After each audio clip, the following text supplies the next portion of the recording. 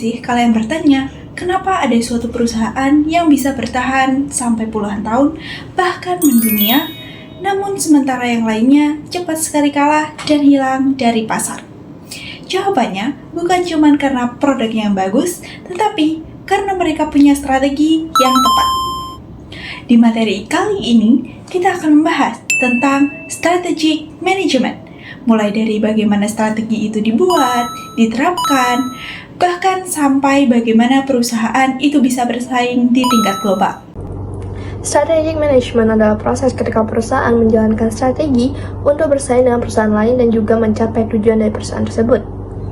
Untuk mencapai competitive advantage, terdapat beberapa elemen penting. Yang pertama, ada target customer. Target customer adalah perusahaan harus menentukan siapa target customer mereka dan barang apa yang ingin mereka penuhi. Yang kedua, ada core competence, yaitu keunggulan yang dimiliki oleh perusahaan dibanding dengan perusahaan lain, seperti keunggulan teknologi atau di kualitas pelayanan. Yang ketiga, ada sinergi. Sinergi adalah kemampuan kerjasama antar bagian dalam suatu organisasi untuk mencapai hasil yang lebih besar. Yang keempat, ada deliver value. Deliver value adalah bagaimana perusahaan harus memberikan nilai kepada pelanggan melalui produk dan pelayanan mereka yang memberikan manfaat yang lebih dibanding dengan biaya yang mereka keluarkan. Selain itu, perusahaan juga memiliki 3 level strategi. Yang pertama ada corporate level strategi, yaitu menentukan bisnis apa yang harus dijalankan oleh perusahaan. Yang ketiga ada business level strategi, yaitu bagaimana perusahaan dapat bersaing di pasar. Yang ketiga dan terakhir ada functional level strategi, yaitu mendukung strategi bisnis melalui fungsi seperti manajemen, finance, dan juga R&D. Selanjutnya, saya akan menjelaskan the strategic management process. Proses manajemen strategis dapat dipahami sebagai rangkaian langkah yang saling terhubung dan berkelanjutan dalam menentukan arah organisasi. Tahap awal dimulai dari evaluasi posisi organisasi saat ini yang mencakup misi, tujuan, dan strategi yang sedang dijalankan. Evaluasi ini penting untuk dilakukan karena menjadi dasar dalam menentukan langkah berikutnya. Setelah itu, manajer melakukan analisis terhadap lingkungan internal dan eksternal untuk memperoleh gambaran menyeluruh mengenai kondisi organisasi. Hasil analisis tersebut kemudian digunakan untuk mengidentifikasi berbagai faktor strategis yang memengaruhi organisasi, sehingga manajer dapat menentukan arah kebijakan yang lebih tepat. Selanjutnya, proses berlanjut pada tahap perumusan dan pelaksanaan strategi. Strategi formulation berfokus pada proses perencanaan dan pengambilan keputusan untuk menetapkan tujuan serta merancang strategi yang sesuai dengan hasil analisis sebelumnya. Tahapan ini menjadi fondasi bagi tindakan yang akan diambil organisasi. Sementara itu, strategi execution merupakan tahap implementasi, di mana strategi yang telah dirumuskan diterapkan melalui kepemimpinan, penyesuaian struktur organisasi, pengelolaan sumber daya, serta sistem kerja yang mendukung. Keberhasilan strategi tidak hanya ditentukan oleh seberapa baik perencanaannya, tetapi juga oleh seberapa efektif pelaksanaannya di lapangan. Dalam mendukung proses tersebut, dibutuhkan analisis SWOT yang digunakan sebagai alat untuk memetakan posisi kompetitif organisasi secara lebih spesifik. SWOT terdiri dari strength, kekuatan, weakness, kelemahan, opportunity, peluang, dan threat, ancaman. Dari sisi internal, terdapat strength, kekuatan yang menunjukkan keunggulan yang dimiliki organisasi seperti kualitas sumber daya, kemampuan inovasi, atau manajemen yang efektif yang dapat dimanfaatkan untuk mencapai tujuan yang strategis.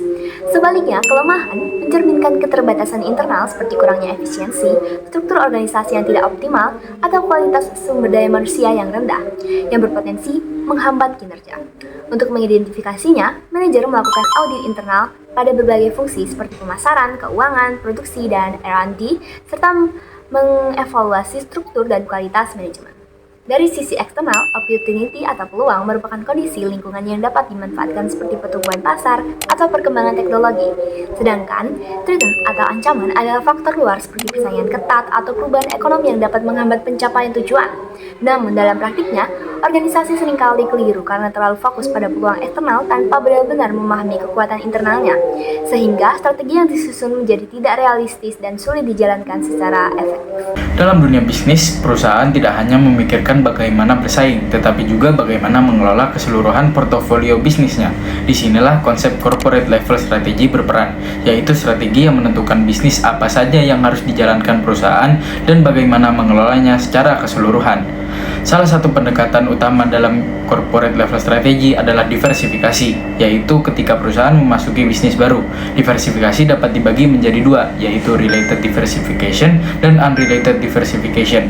Related diversification terjadi ketika bisnis baru masih memiliki keterikatan dengan bisnis utama sehingga memungkinkan adanya sinergi. Sedangkan unrelated diversification tidak memiliki keterkaitan langsung sehingga lebih berfokus pada peluang keuntungan. Selain itu, perusahaan juga menggunakan alat analisis seperti portofolio strategi, misalnya dengan melihat unit bisnis mana yang memiliki potensi tinggi dan mana yang perlu dikurangi atau bahkan dilepas. Tujuannya adalah agar sumber daya perusahaan dapat dialokasikan secara efektif. Strategi lain yang penting adalah merger dan akuisisi, yaitu penggabungan atau pengambil alihan perusahaan lain untuk memperluas pasar, meningkatkan efisiensi, atau memperoleh keunggulan kompetitif. Dari pembahasan ini dapat disimpulkan bahwa corporate level strategy membantu perusahaan menentukan arah jangka panjang dengan mengelola berbagai bisnis serta secara strategis, sehingga dapat menciptakan nilai dan keunggulan yang berkelanjutan. Nah, apa itu business level strategy? Jadi, materi ini membahas tentang bagaimana suatu perusahaan itu dapat bersaing dalam suatu industri. Salah satu konsep utama yang dikemukakan oleh Michael Porter, yaitu Porter's Five Forces, terdapat 5 kekuatan yang mempengaruhi persaingan. Apa aja itu? Jadi, pertama, ada ancaman pendatang baru, yaitu seberapa mudah perusahaan itu baru masuk ke industri. Yang kedua, kekuatan tawar pembeli, di mana pelanggan ini bisa menekan harga atau meningkatkan kualitas. Dan yang ketiga, kekuatan tawar pemasok yang mempengaruhi biaya bahan baku. Dan keempat, ancaman produk substitusi, yaitu adanya produk alternatif. Terakhir, yang kelima adalah persaingan antar kompetitor yang menentukan intensitas kompetisi dalam suatu industri. Nah, selain itu, Porter ini juga menjelaskan strategi bersaing, yaitu differentiation, cost leadership, dan focus. Yang dimana differentiation ini menekankan keunikan suatu produk, cost leadership fokus pada biaya rendah, dan fokus menargetkan segmen pasar tertentu. Jadi, terakhir, perusahaan ini harus benar-benar memahami kekuatan industri dan memilih strategi yang tepat agar mampu bersaing dan juga mendapatkan keunggulan yang kompetitif. Oke, selanjutnya di bagian ini saya akan menjelaskan tentang functional level strategy. Strategi ini merupakan rencana atau tindakan yang dibuat oleh setiap departemen dalam perusahaan, seperti departemen marketing, produksi, keuangan, HR, dan juga R&D. Tujuannya adalah untuk mendukung strategi bisnis utama agar perusahaan bisa mencapai target-targetnya. Contohnya, jika sebuah perusahaan sedang menggunakan strategi diferensiasi, yaitu menawarkan produk yang unik dan juga berbeda dari para pesaingnya, maka setiap bagian harus menyesuaikan. HR akan merekrut dan melatih karyawan baru untuk mendukung inovasi. Pihak marketing akan melakukan promosi besar-besaran seperti iklan dan juga uji coba produk ke konsumen. Sementara itu, bagian keuangan akan menyiapkan dana besar-besaran untuk investasi dan juga pengembangan produk yang baru. Sebaliknya, jika perusahaan menggunakan strategi biaya rendah atau cost leadership, maka fokusnya di sini adalah efisiensi. HR akan berusaha untuk mempertahankan tenaga kerja yang stabil, pihak produksi akan menggunakan proses yang standar dan juga efisien untuk menekan biaya. Pihak marketing akan lebih fokus pada menjaga loyalitas pelanggannya, dan keuangan akan berusaha untuk menjaga arus kas agar tetap positif. Selanjutnya kita masuk ke global strategy. Perusahaan yang beroperasi secara internasional itu harus memilih antara efisiensi global atau menyesuaikan diri dengan kebutuhan lokal di setiap negaranya. Ada 4 jenis strategi global yang umumnya digunakan. Yang pertama, yakni adalah export strategy. Strategi ini adalah tahap awal ketika perusahaan mulai masuk ke pasar internasional dengan mengekspor produk dari dalam negeri ke beberapa negara.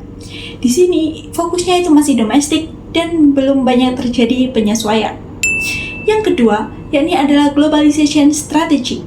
Dalam strategi ini, perusahaan menganggap dunia sebagai satu pasar yang besar, sehingga produk dan juga iklan dibuat sama rata di seluruh negara.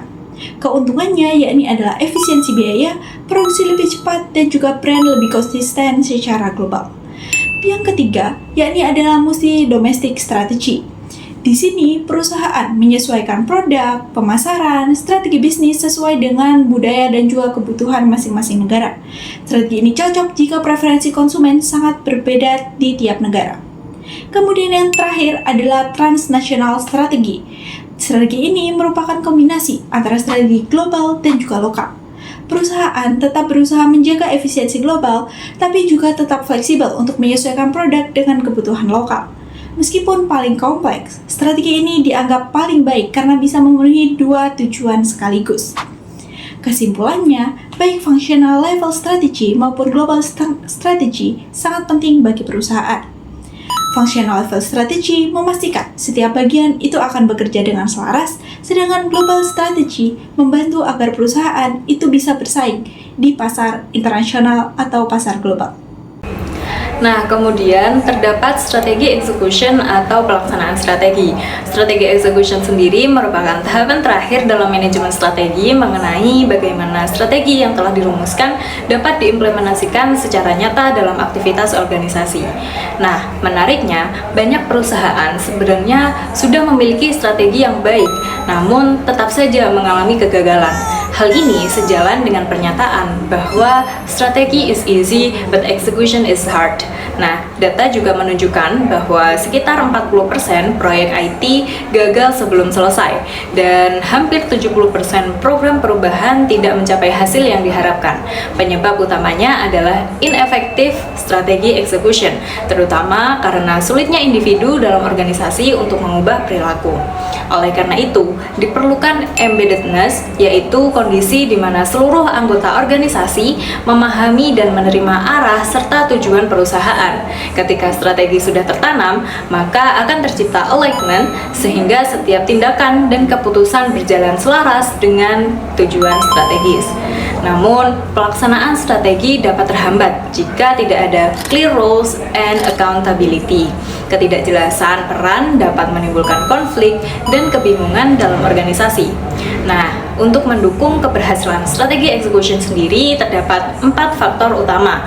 Yang pertama, terdapat visible leadership, yaitu kepemimpinan yang mampu mempengaruhi dan memberi contoh. Nah, yang kedua, terdapat clear roles and accountability. Setiap individu memahami tanggung jawabnya di dalam organisasi.